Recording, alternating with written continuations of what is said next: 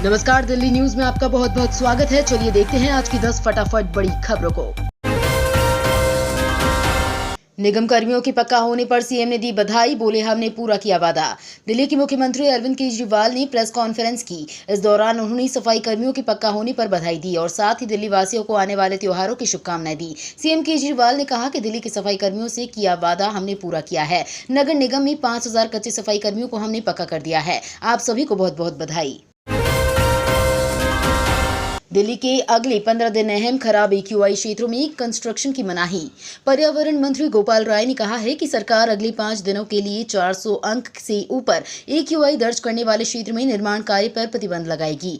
केंद्र सरकार की वायु प्रदूषण नियंत्रण योजना के चरण 2 के तहत निवारक उपायों की क्रियान्वयन के बावजूद प्रदूषण के स्तर में वृद्धि जारी है। उन्होंने कहा कि जिन क्षेत्रों में लगातार 5 दिनों तक AQI 400 अंक से अधिक हो जाएगा, वहां 1 किलोमीटर की दायरे में निर्माण कार्य रोक दिया जाएगा। विश्व कप के पहले सेमीफाइनल में जीत का जश्न होगा फीका। वनडे विश्व कप 2023 अपना आधा पड़ाव पार कर चुका है और फैंस के बीच क्रिकेट का खुमार सिर चढ़कर बोल रहा है। इस बीच BCCI ने पर्यावरण को ध्यान में रखते हुए एक फैसला किया है जो फैंस को थोड़ा निराश कर सकता है। BCCI ने दिल्ली और मुंबई में हवा की गुणवत्ता खराब होने के कारण दोनों बड़े शहरों में विश्व कप के बाकी मैचों के दौरान आतिशबाजी पर प्रतिबंध लगा दिया है।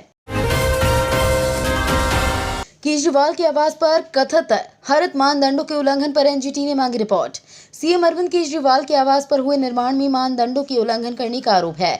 NGT ने मामले में एक पैनल द्वारा अपनी रिपोर्ट नहीं सौंपने पर निराशा व्यक्त की है।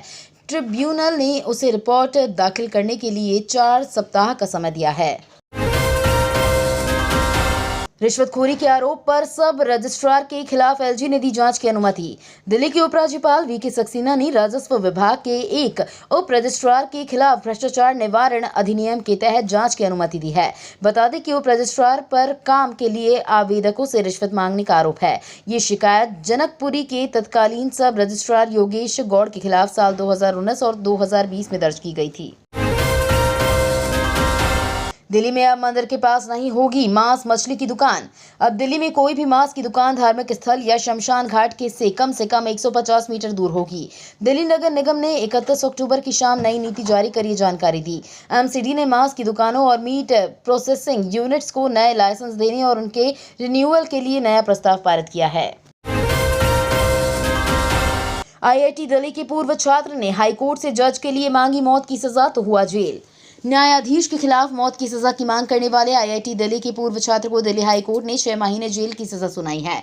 न्यायमूर्ति सुरेश कुमार केत और न्यायमूर्ति शैलेंद्र कौर की पीठ ने कहा कि वादी नरेश शर्मा को अपने आचरण और कार्यों पर कोई पश्चाताप नहीं है। पीठ ने कहा कि नरेश और अदालत की अवमानना अधिनियम 1971 का दोषी पाया गया है और उन्हें 2000 रुपए के जुर्माने के साथ 6 महीने की अवधि के लिए साधारण कारावास की सजा सुनाई जाती है। अरविंद केजरीवाल को ED के तलब करने पर बोली ममता बनर्जी, साजिश रची जा रही। अगले महीने होने वाले कुछ राज्यों के विधानसभा चुनाव और अगले साल होने वाले लोकसभा चुनाव से पहले दिल्ली की आम आदमी पार्टी के नेता और CM अरविंद केजरीवाल सहित वरिष्ठ विपक्षी नेताओं को गिरफ्तार करने की साजिश रची जा रही है। बंगाल की मुख्यमंत्री ममता बनर्जी ने बुधवार को BJP पर निशाना साधते हुए ये आरोप लगाया है। सिविल डिफेंस वॉलंटियर्स की सेवाएं समाप्त करने का आदेश हुआ जारी। सिविल डिफेंस वॉलंटियर्स की सेवाएं समाप्त करने का आदेश के बाद इनके भविष्य को लेकर सवाल खड़े हो रहे हैं। हालांकि उपराज्यपाल ने इनकी नियुक्ति के लिए होमगार्ड के महानिदेशक आदेश दे दिया है। इसका 1 दिसंबर तक पूरा होने की उम्मीद है, लेकिन इस बात पर संशय है कि जितने लोगों को सेवाएं समाप्त कर दी गई हैं उन सभी की नियुक्ति होगी। आम्रपाली के खरीदारों के लिए राहत, मार्च 2025 तक पूरा हो जाएगा फ्लैटों का निर्माण। National building construction corporation limited ने नोएडा और ग्रेनो में आम्रपाली समूह की रुकी आवासीय परियोजनाओं में करीब 13,500 फ्लैटों के निर्माण का काम पूरा कर लिया है। मार्च 2025 तक इन परियोजनाओं में बाकी बची 25,000 फ्लैटों का निर्माण भी पूरा कर लिया जाएगा। इसके लिए आम्रपाली अवरुद्ध परियोजना निवेश पुनर्निर्माण प्रतिष्ठान का गठन किया गया है। तो ये थी आज की बड़ी खबरें। डेली खबरों से अपडेट रहने के लिए चैनल को सब्सक्राइब करना बिल्कुल ना भूलें। धन्यवाद।